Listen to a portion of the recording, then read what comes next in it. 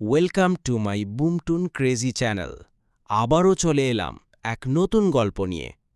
চ্যানেলে নতুন হয়ে থাকলে লাইক, সাবস্ক্রাইব করে দিও। তো চলো শুরু করা যাক। গল্প সুনীল গঙ্গোপাধ্যায়। এর অসমতল। বড় রাস্তা থেকে নেমে এসে জিপটা থামল ট্যুরিস্ট লজের সামনে। একদম ঝকঝকে নতুন জিপ। চাকাগুলোর রং দেখলে মনে হয় যেন সদ্য রাস্তায় বেরিয়েছে।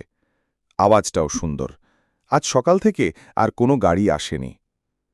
ব্যাংকের জানালায় দাঁড়িয়ে উৎসুকভাবে চেয়ে রইল হীরক। বাইরের জিপ মানেই অন্য জায়গার মানুষ, নতুন মানুষ। এইসব নতুন মানুষদের অন্তত এক ঝলক দেখে নিতে ইচ্ছে করে হীরকের। এখানকার স্থানীয় মানুষদের মুখ, এমনকি প্রতিটি গাছপালাও যেন তার চেনা হয়ে গেছে। এ জায়গাটা বেশ সুন্দর, তাতে কোনো সন্দেহ নেই, কিন্তু সুন্দরও পুরোমা হয়ে যায়।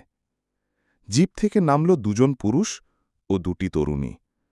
ব্যাংকের জানালা থেকে ওদের চোখমুখ স্পষ্ট বোঝা যায় না, কিন্তু পোশাক দেখে মনে হয় এরা শহুরে মানুষও হতে পারে, অথবা চা বাগানের। ট্যুরিস্ট লজটার সামনে সদ্য একটা বাগান করা হয়েছে, এবং দুপাশে বড় দুটি রঙিন ছাতার নিচে টেবিল চেয়ার পাতা।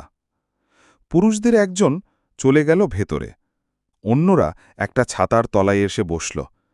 পরক্ষণেই একটি তরুণী চেয়ার ছেড়ে প্রায় ছুটে চলে গেল চন্দ্রমল্লিকার ঝাঁটার কাছে। হীরক যেখানে দাঁড়িয়ে আছে সেখান থেকে ওদের কথাবার্তা শোনা যায় না। দৃশ্যটি নীরব চলচ্চিত্রের মতন মনে হয়।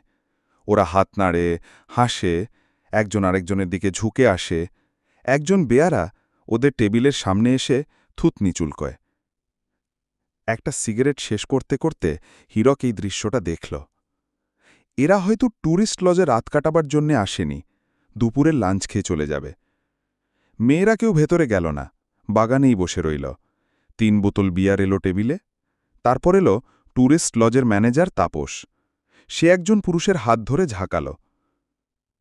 এরা সবাই তাপসের চেনা নাকি?